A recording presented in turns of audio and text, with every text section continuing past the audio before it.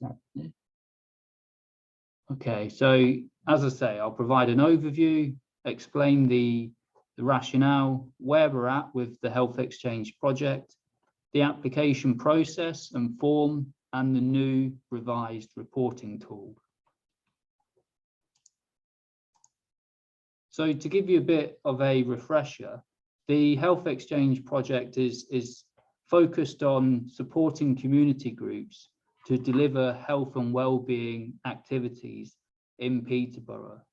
The aim is to improve individual and community health and well-being, and the overall outcome of that is to increase life expectancy for residents in Peterborough. As you'll see from this graphic, across the UK, there are quite significant differences in life expectancy between localities in the UK. So Peterborough, whilst it's not in a particularly bad situation, it's an area that through working on health and well-being projects, we can improve life expectancy. So the project has been funded for 3 years, and the first year of this has been completed. The second year has been delayed. Some groups have finished their projects, some groups are nearly finished, and other groups have just started. And with the lockdown, you can understand why there's been a delay in how these groups deliver the projects that they do. In terms of this third year, this has been delayed to the point we're at now, so groups can now apply to access this funding.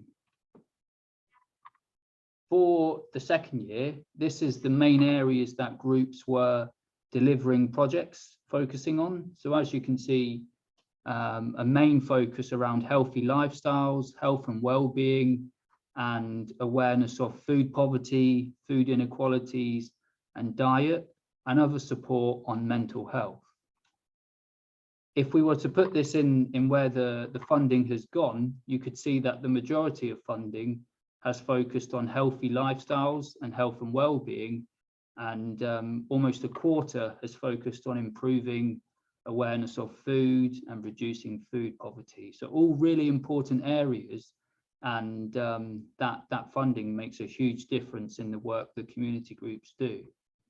In terms of responding to the pandemic and the lockdown, we could give groups some flexibility in how they either change the way they delivered their service, so they could move it online or virtual, or they could change the type of service that they offered.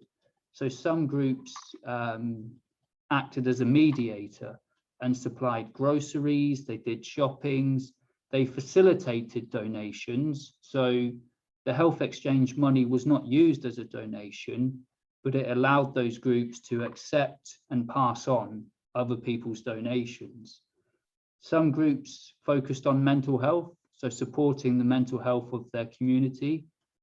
Some groups did this through community connecting, so bringing people together, whether it be in a virtual space, socially distanced walks, or other kind of socially distanced support. And then some groups provided more general advice and guidance, and this covered furlough. It covered how people can be supportive with employment, covering all sorts of issues that were quite common during the pandemic.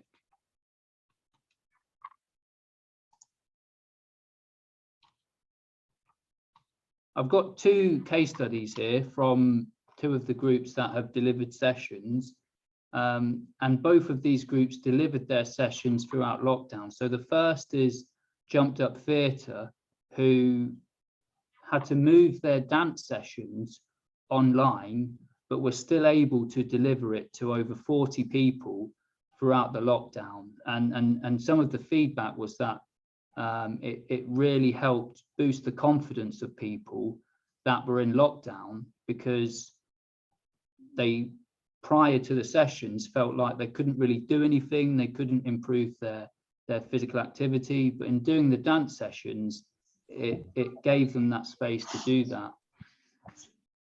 likewise with the Bangladesh Welfare Association, these are prior to lockdown, but again, these sessions really boosted the confidence of people. They brought people together and connected people through activities that were specific to their community.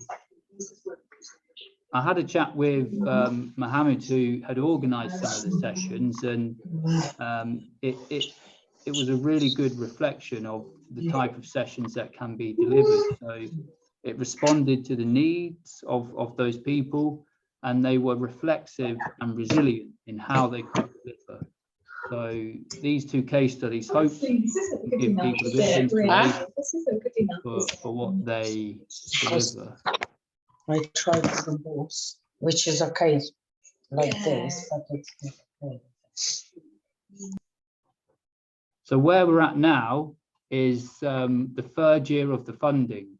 So the applications have opened. The deadline is the last week of August, so August the 30th. I've got here that funding will be awarded from August the 2nd, but that really depends on the turnaround. So how quickly the panelists who look at the applications can confirm the success. So it will be from August the 2nd. So it's not a definite date that people will be funded on. And there's also a possible extension for how far into this year groups deliver their projects, and that will really be reflected on a case-by-case basis. The application process is that groups need to submit their form to healthexchange@pcvs.co.uk. As I say, this will then be reviewed by the panel that will look at applications, and once the applications have all been looked at, groups will be contacted in the first week of August. If they're successful, they will have a service level agreement, which I will go through with them in terms of how to complete that. Groups that have already been successful in the past will know what's involved in that service level agreement.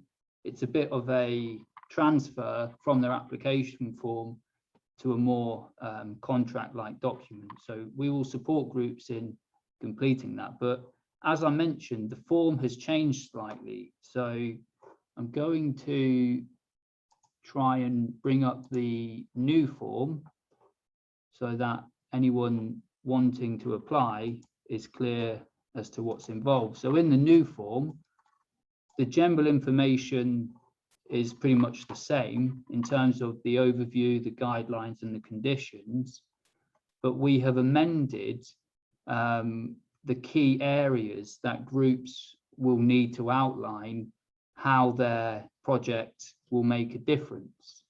So rather than there being 7 different areas that we ask groups to write about, we're really only asking for 4 key areas, and that's health and well-being, which is in these 2 boxes here. So how will the project improve health and well-being? How will it improve awareness of health and well-being? And hopefully the 2 examples I provided show that a lot of these projects should primarily cover these boxes. But then the other areas are social connection and overcoming loneliness. And again, it's something that the physical activity projects really lend themselves to. Likewise for local involvement and feeling safe. If you're running a session that brings people together for a particular activity, then you should be able to incorporate these particular elements into what you deliver. So that's really the overall sections that people need to relate their project to. And then the rest is the more logistical information. So how many people are involved?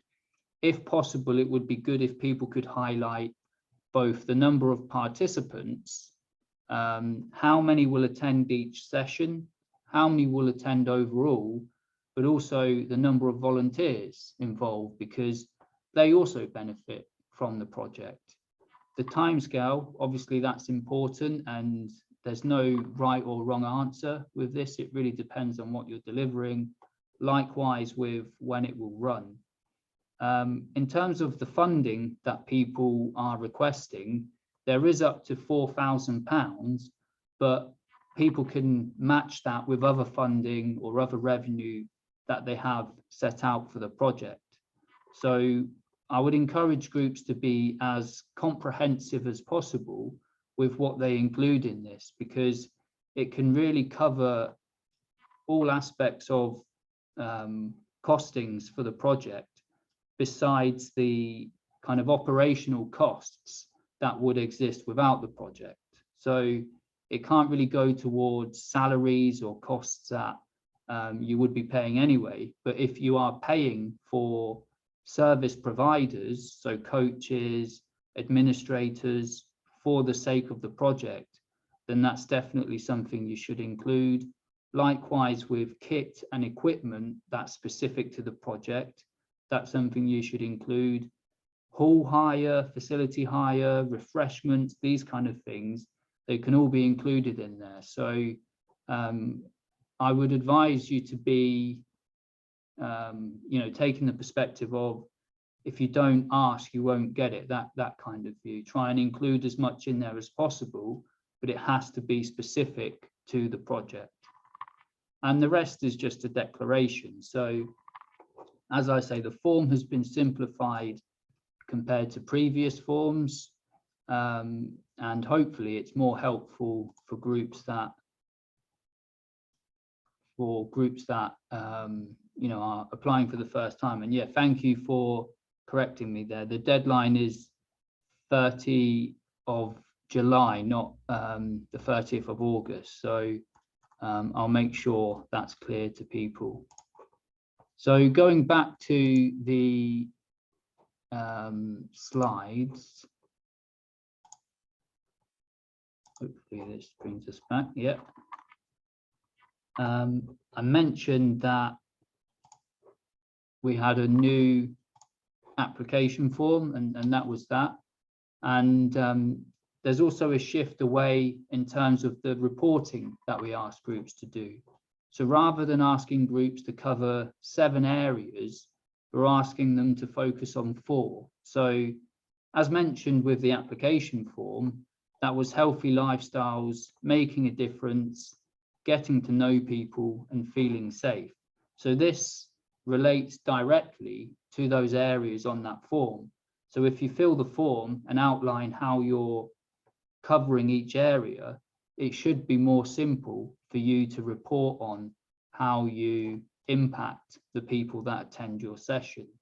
So I provided this as an example. It's a bit of a template that you can use, and you can stick it up on a whiteboard or send it round to people individually and just ask them to put a tick or a cross or a sticker on whichever sentence reflects how they feel. So if we're feeling safe at the start, I might say, I don't feel safe, but it's getting better. And then at the end, I might change that to, I mostly feel safe around here. And likewise for the other areas. So what that could look like is at the start of the session, you put this up on a board, people then put their mark on there, and you can take a picture of that. If anyone's got any comments, they can write the comments on there themselves. And if you wanted to report on that, you could either do it on a session by session basis, or you could compare this first session with the last session, where you ask people to mark on there again how they feel. And so if you did that for both the first and last session, that would be really useful information for PCVS to report on the impact. But it would also mean for your community group, you've got a very reliable measure of the impact that you've had with the participants of your sessions. And I'd like to think this is as simple as we can make this. You don't really have to do any paperwork. It could just be a case of printing it off, getting some sticky labels, and then sending 2 photos to myself at the Health Exchange. So hopefully that makes it easier for you, because it should really help you demonstrate the impact that you've had with the sessions you've delivered. So to quickly go over future activities that will be hosted. Next week, I can provide a further update about the Health Exchange. And if anyone's interested, I can talk about community asset mapping.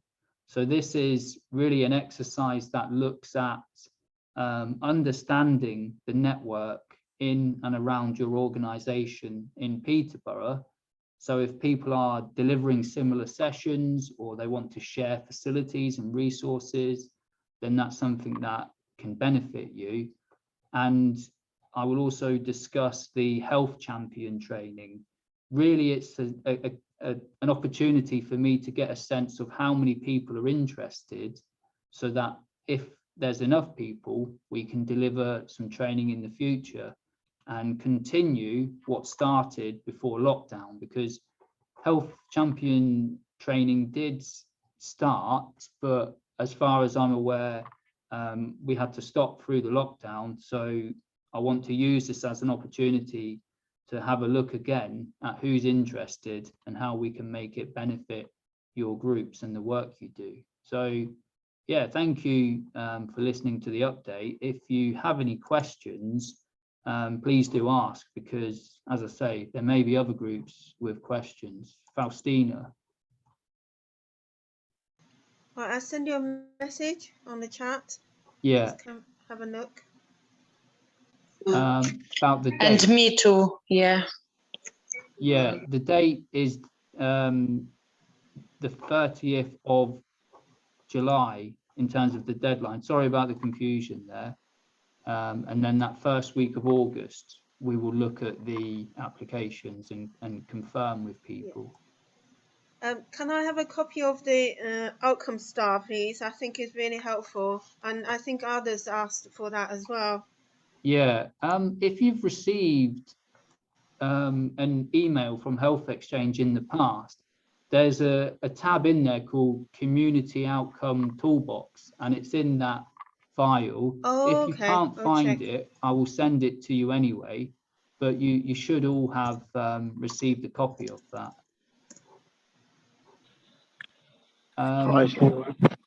Elena, do you want to ask about the admin fee? Yes, yes. Yeah, as far as I'm concerned, you can claim an admin fee, but it needs to be specific to the Health Exchange. So the hours or the pay that's included can only be for the Health Exchange project work. So if there's other work that admin does, this funding is not really to cover that, but you can definitely include that. Okay, because mainly this is what we do as an admin. It's a project we spend time on organizing events or buying items, costumes, trips. It's all. Yeah, absolutely. Yeah, I guess you just need to make sure that you're able to work out how much the Health Exchange work will cost whoever's doing that administration. Yeah, because this is what this is what I was thinking, how, how many hours, an hour a month, an hour